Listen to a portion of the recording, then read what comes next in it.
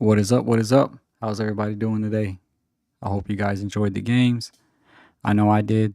And, we got a lot to cover as far as um, just crazy, crazy scenarios. Man, I was so confident in my picks last week that I thought it was going to be a whole different story, especially, with teams like the Giants and the Ravens and the Chiefs. Just a lot to look at. But yeah, let's get right to it.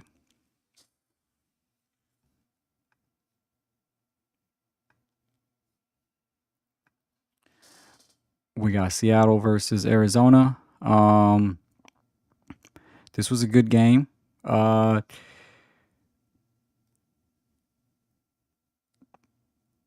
Arizona's Arizona, Seattle, Seattle. Um, Sam Darnold he played an excellent game. Um, he he came through when they needed him. Which is he's won some close games with Minnesota as well. So um, I don't know if I would read too much into it right now, but he's looking sharp right now. Um, Let me pull up my notes here. He, he found AJ Barner. He just he's playing very, very consistent. But at the end of the day, it's still week 4, and we got to see what happens because, long story short, I'm not sold on Darnold. Okay, I got to see him win in the playoffs. But it's the regular season, and he's playing top level football right now. He's winning his team some games. 229 passing yards. They did have 2 turnovers, but it's Seattle's in an interesting position because their defense is good, and Sam Darnold is doing everything he's supposed to do to win them the game. The big question is for the Cardinals, what's going to happen with Kyler Murray? Um, is he really that guy you trust to lead your franchise? Is he got a good contract. He did the holdout a few years ago, where he deleted um, everything Arizona off his Instagram, and they did what they had to do to give him his guaranteed money. Props to him for that, but they're not doing good, and I don't think they're going to do good this year. And it's not only the quarterback's fault. I mean, he threw it to Marvin Harrison, and he literally just gave it to the other defender. Marvin, it like went right through Marvin Harrison's hand. So that really wasn't his fault. But at the end of the day, Arizona has to make some changes from top to bottom if they really want to do anything. And I think it starts with the coach and it starts with Kyler Murray. So I'm not saying jump the gun yet. Hold on, let me get some water.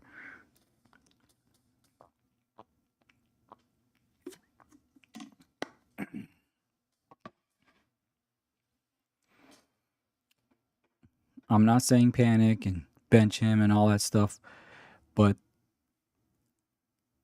they have to come to the realization sooner or later that he's not going to take them to the promised land.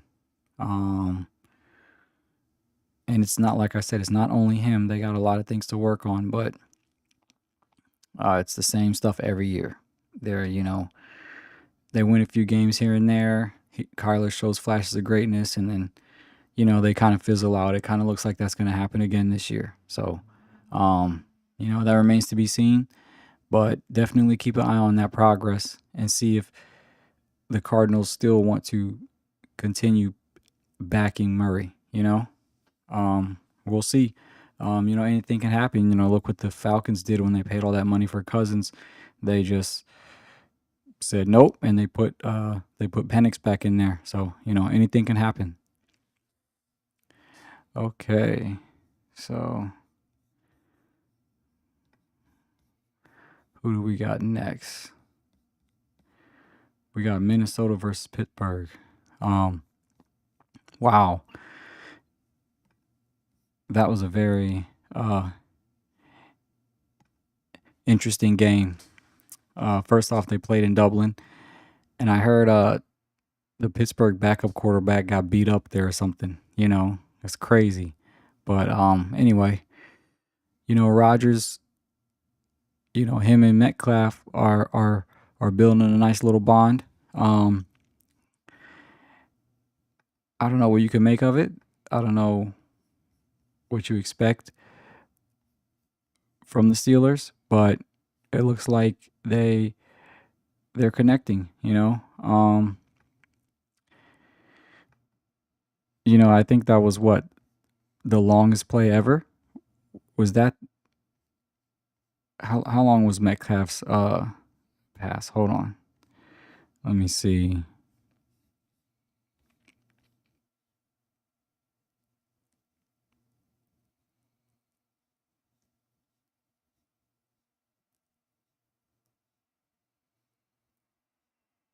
I mean Metcalf. I mean, aside from the fact had 5 catches for 126 yards. Um, Wentz did good. 30 for 46, 350 yards, 2 touchdowns. But he did throw 2 picks. But I'm trying to see how long Metcalf's pass catch was.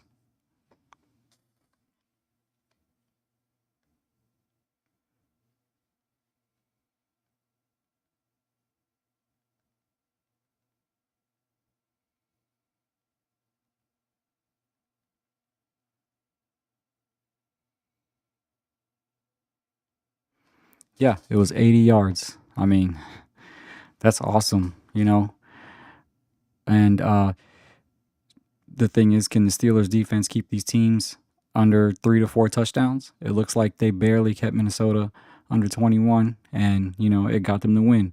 But this is what the Steelers and pretty much every team needs to do. Get you a good quarterback, good receivers, but your defense really has to do their part.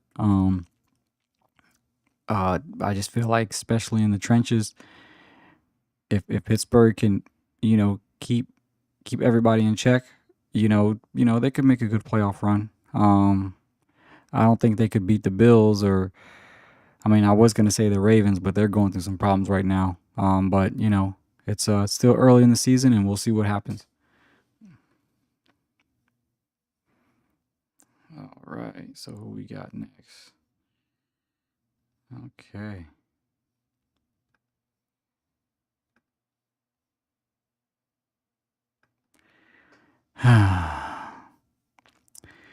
Here are my Commanders. Here are my Commanders. I was raving about Mariota, saying keep Jaden out for 2 to 3 games. And honestly, Mariota didn't play bad.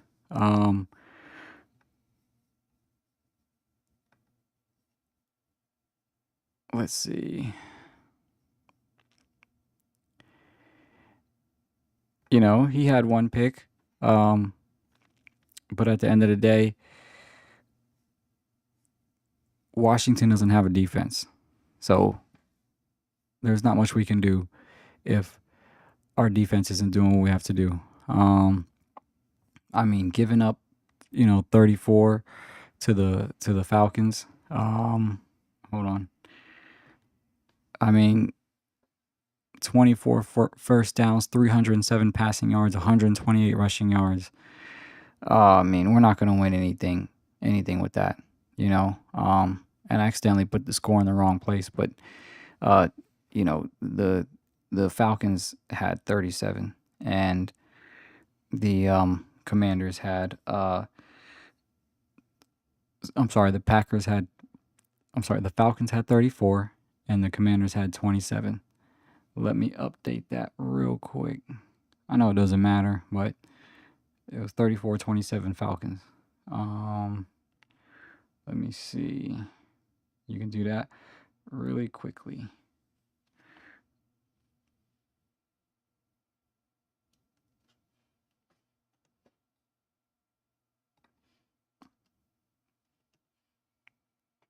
All right.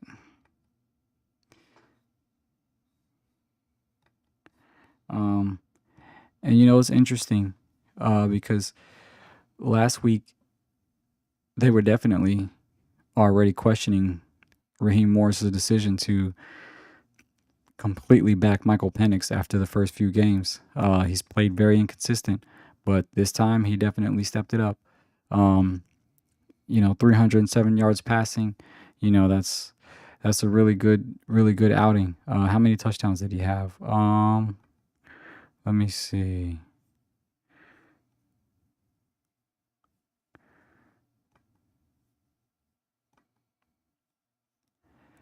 Yeah, 2 touchdowns. Just one interception, but 313 yards. He showed out this game, and unfortunately, it was against the Commanders. But it's going to be interesting to keep an eye on to see if he can maintain that level of play, and hopefully get the Falcons to at least above a 500 team, because it wasn't looking too good for him in the beginning, but let's see how they bounce back. Now when you make it past 4 to 5 games, you really start to see the team's identity. So it'll be interesting to see what happens with Pence. Sorry, Penix. So and who knows what's going to happen with Cousins. But that was a good game for the Falcons. They needed that win. And now Commanders were ready for Jaden to come back in. But it wasn't Mariota's fault. But we're ready for Jaden. All right. And just as I called it last week, we got the Saints and the Bills. Complete blowout. 31-19, whatever. The numbers don't really tell the whole story. I guess as far as like, the passing yards and the rushing yards, because it looks pretty even. But at the end of the day,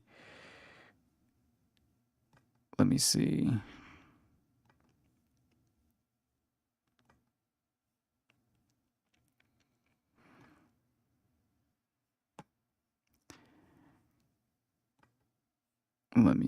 They that's the joy of being live, y'all. I'm not cutting none of this. But anyway, yeah. 2 touchdowns through the air, 1 touchdown through the ground. Well, Josh Allen did 2 touchdowns and 1 rushing touchdown, and then Cook added 117 yards plus 1 touchdown. They're just a well-balanced offense. You still have to be concerned about their defense. They didn't give up that much this game, but it was against the Saints, so it's kind of expected. Even 19 points, I feel like, is a little, little pushing it, because they got to tighten up. Especially with the Chiefs looking good, which that's another conversation, but these teams are not going to get by with having a bad defense. So even if they make it to the Super Bowl, they're going to get destroyed by, assuming, Philly or whoever has a strong line goes there, like with Green Bay or whatnot. And so these AFC teams, they really need to step their defense up. And it seems like the only one that's trying to make a case is the Chiefs again. And again, we'll get to them, but the Bills need to figure out their defense, and so do the Ravens. But this is about the Bills and the Saints. You can't expect Allen. Allen's going to put up numbers, right? He's going to make the throws. He's going to do what he has to do. Cook, stud, he's going to do what he has to do. But they need their defense. And that's going to be my theme throughout this season is offense isn't going to win you the championship. You got to have a top 10 defense. Anything below that, you're asking your offense to do too much. So, let's go to the next one. Who do we got here?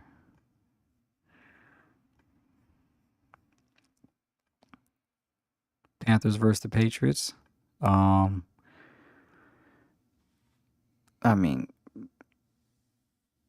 There's not much to expect from the Panthers, but I'm surprised that the Patriots did that good. The passing yards were average, the rushing yards were average, but let me see.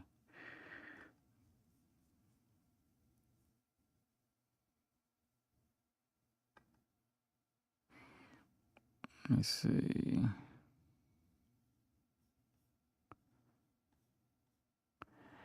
Um, Drake May threw 2 touchdowns. They had 3 touchdowns through the ground, and one of them was with Drake May. He kind of did the same thing Josh Allen did: 2 through the air, 1 through the ground, and then 2 rushing touchdowns from the running from Henderson and Gibson. Just a well balanced attack. Not much to make of it though, because it is the Panthers, but maybe they can build on this for next week's game, and it does feel like May is finding his stride with this team. So it'll be interesting to watch to see how he goes, and hopefully they can keep it going. But not much to make against the Panthers. They got a lot going on. Even Young, Bryce Young's not doing that bad, but it's the Panthers. Okay.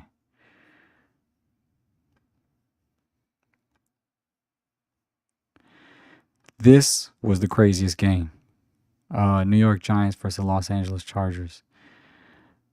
Man, I don't know, for the 2 people that watched my stream last week, I gave the Giants absolutely no hope. and that's why, it's any given Sunday. I gave the Giants no hope. I said, "Oh, it doesn't matter who the quarterback is. You guys are going to lose. You shouldn't even have brought Russ over. If you put Dart in there, he's going to lose anyway. He's just going to get practice." Well, guess what? He just beat what I thought was the most complete team in the AFC. And there's a couple things to worry about there. Let me pull it up. Because Herbert, he threw 2 interceptions. And average play, 2 interceptions. The defense did okay. Dart did well, right? First of all, he only had 111 yards passing. He did have a touchdown through the air, and he had that, spectacular rushing touchdown. That was amazing, and the confidence he has as a rookie, it's incredible. It's all this noise back there. I think I messed up here. Let me see. Yeah, hold up. Let me fix that score. I don't know where that 42 is from. Let's see.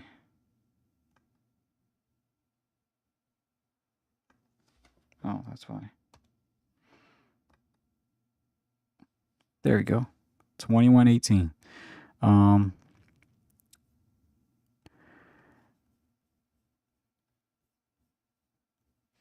They had about the same amount of first downs. The Chargers more than doubled in passing yards, and their rushing yards is 152. But those 2 turnovers, guess who?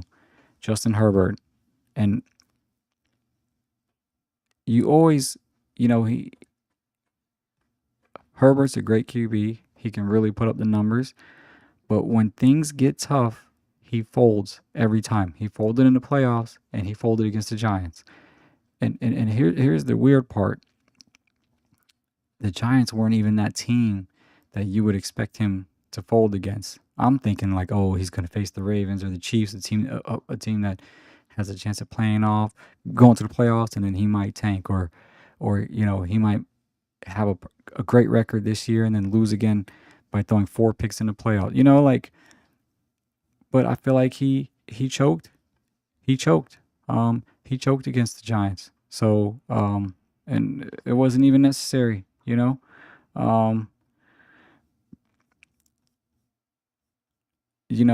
always going to be that question mark about Herbert. There's always going to be that question mark. Until he can win these tight pressure situations, which I still don't consider the Giants. It was for the moment, but like they're going to face the contenders. Can he really get them to the next level? that remains to be seen. But I feel like when they needed him to step up, he didn't step up this game. He didn't play a bad game, but he didn't do what it takes to win, to finish the Giants off, you know? And Dart, he's a talented rookie. I think he needs to just enjoy it until they find film on him.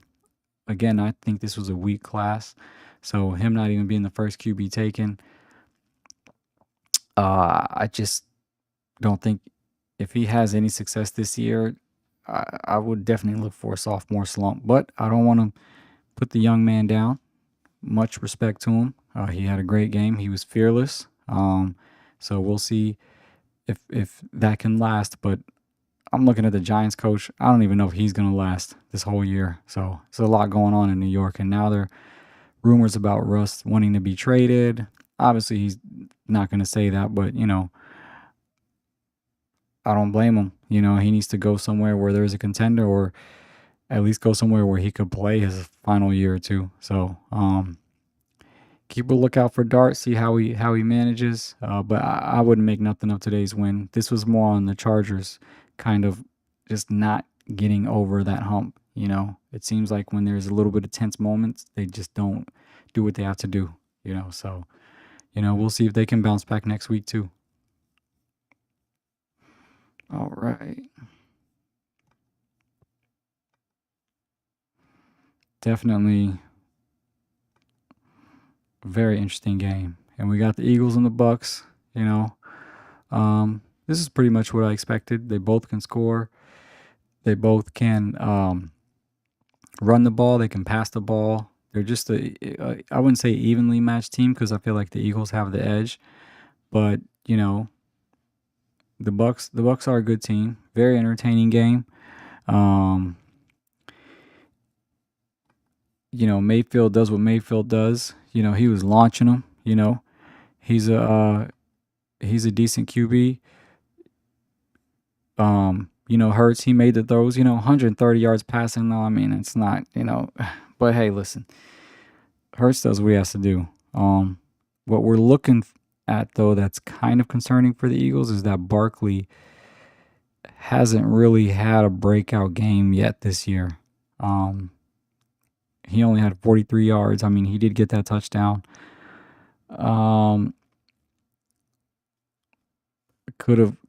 Was last year just kind of like, his lucky year? Or, I mean, I'm not going to say luck, because he is a very talented back, but I just feel like he hasn't really dominated this year like we're kind of used to seeing. And it kind of all started with the Super Bowl. He kind of got contained in the Super Bowl. I mean, he did what he had to do, but it was pretty much Philly's defense that kept them on the field. So that gave the offense more opportunities to score. So I keep a lookout on that. But hey, the Eagles are undefeated, so if it ain't broke, don't fix it. They score when they need to. They win when they need to. It's not pretty, but they're marching along, and they're still a strong contender in my eyes. So, all right. Looks like the Texans finally got their win that they needed, which was expected. I mean, the numbers here speak for themselves. 20 first downs, 224 yards passing, 129 yards rushing. Please excuse that Monday night. That was from last week's slides. Because if you guys don't notice, I use the same slides. But anyway, I'm not even going to delete it. I'll delete it later. And again, this is where my weak quarterback class comes into in the context. Cam Ward was the number 1 overall pick, and he's not playing good. But we can't really tell if it's him or the organization or both. I would say it's both. He's an okay quarterback that would probably do good with a better, well-rounded team. But when you want to really change the direction of a franchise and start it with the quarterback, I don't think he's that guy. And this is not because he got drafted over Shedeur or whatever. I just think they had a weak class this year, and the Titans are in a heap of trouble. They are bad from top to bottom. Even Cam Ward was, I think he said that we ass. You know, I'm like, man, they're in a lot of trouble. So I don't know if this quarterback is gonna fix them. Which he even if he was Patrick Mahomes, they can't fix that organization. So just nothing good at all. So hopefully they can figure something out. You know, we're 4 games in now. We're going on week number 5. So you know, enough's enough. All right. Colts versus Rams. This was such an entertaining game. But the whole thing about Daniel Jones, you know, he's been playing lights out this whole year, but I always said, when is the Daniel Jones that we're used to seeing going to come out? And you know, guess what? He didn't play a horrible game, but he threw a pick in the beginning of the game, and then he threw a pick when it was the final drive. They had all their timeouts. They had plenty of opportunity to take it down the field. It was 1 minute left, and he threw a pick. So that's not something you can overlook.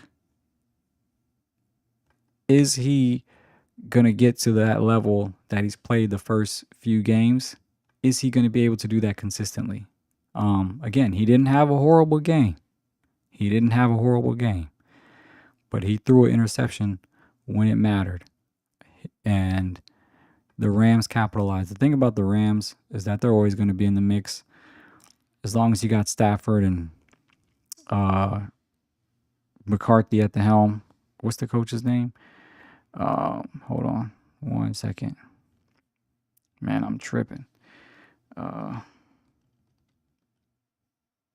McVay, not McCarthy, McVay. I didn't have to look that up.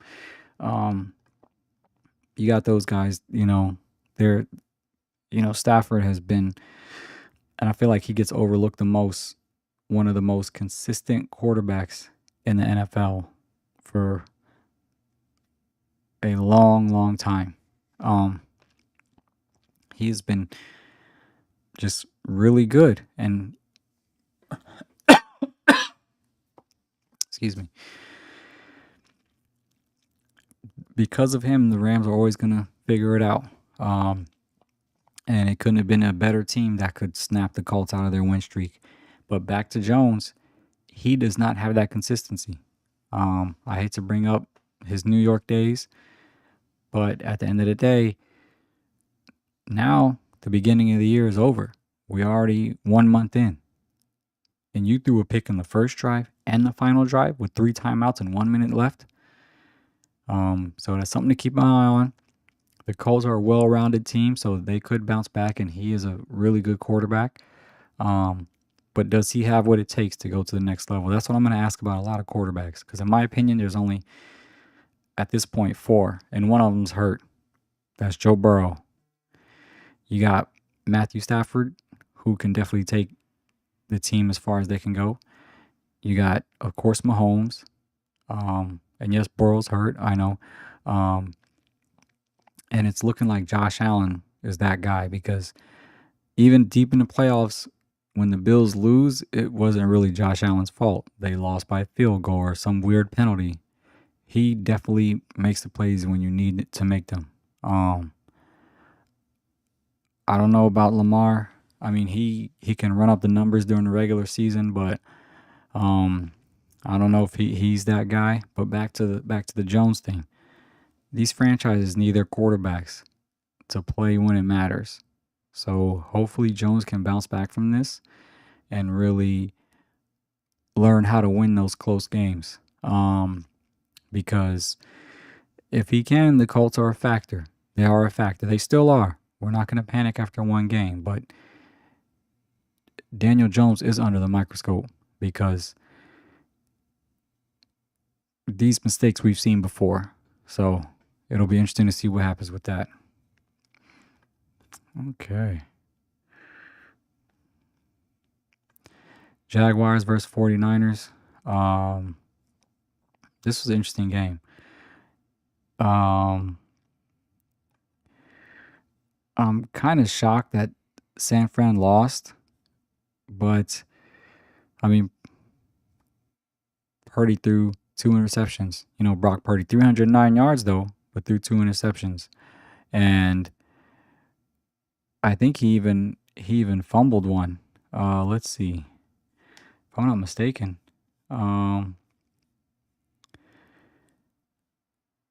Yeah, he got stripped. So he had 2 interceptions and he got stripped while he got sacked. And they still were close in the game. It was only a 5-point loss. Let me put the numbers up. 26-21, 18 first downs. They had more first downs. They had more passing yards. They lacked in the rushing department, but they had 4 turnovers, and 3 of them were from Purdy. 2 interceptions and a fumble on the sack.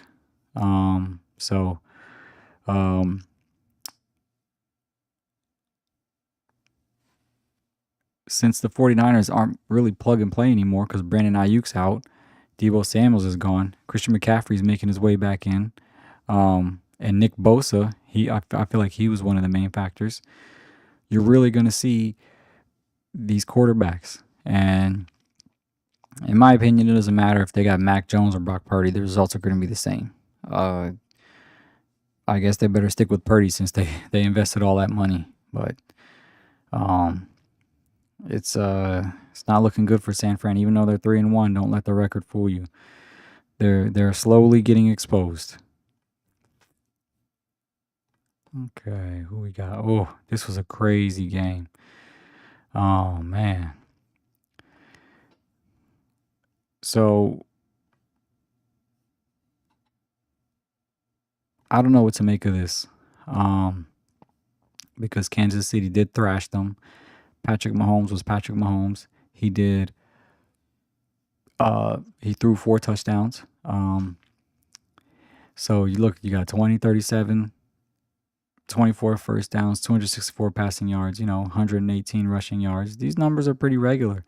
But the problem is the Ravens, I think, came into the game with 4 missing defensive starters. And then by the end of the game, they lost about 2 or 3 more. But then also, the Chiefs had Worthy back. Just that small addition opened up the whole offense.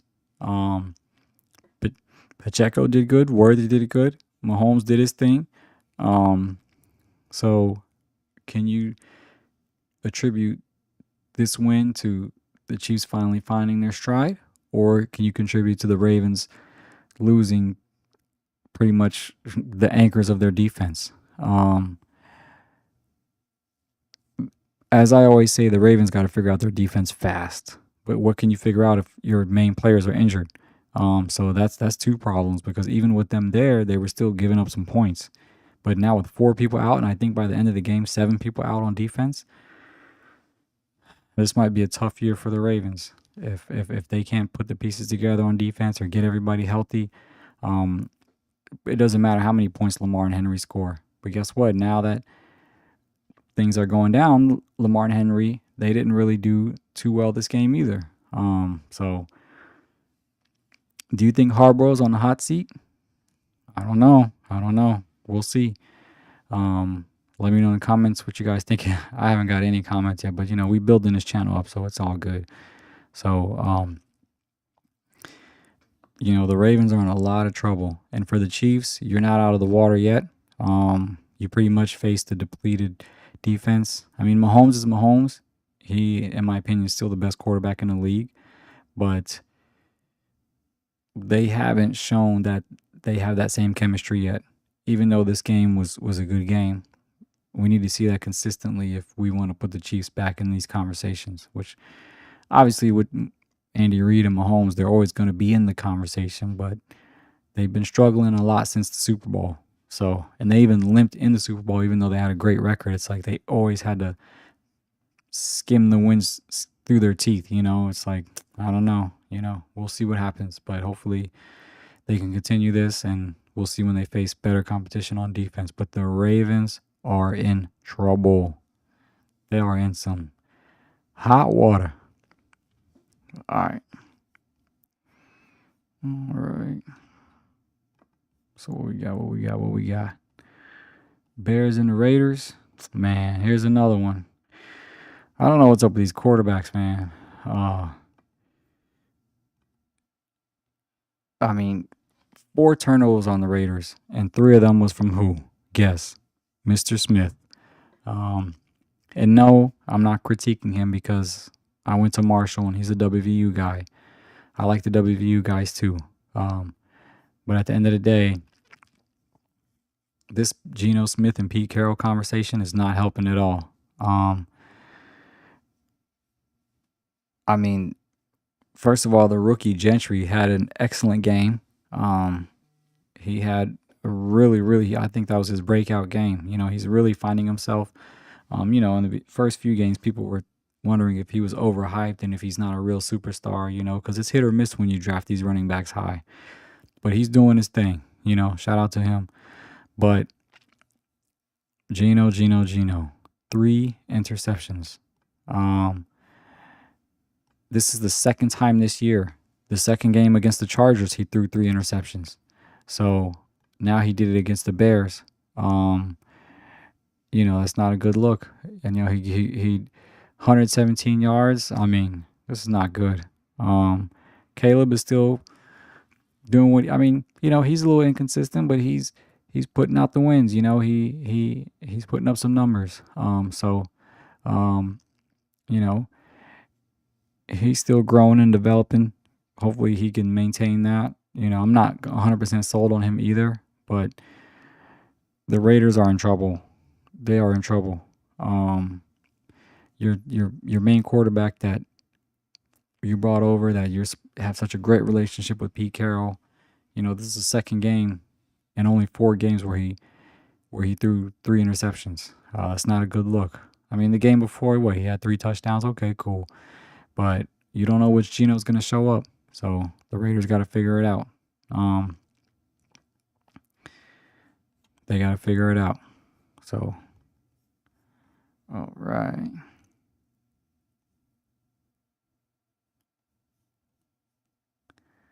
Yeah, and I think that's it. I think I covered all the games. I sure did. We out here, man. It's almost 2 o'clock here. Thank y'all for watching. Let me see.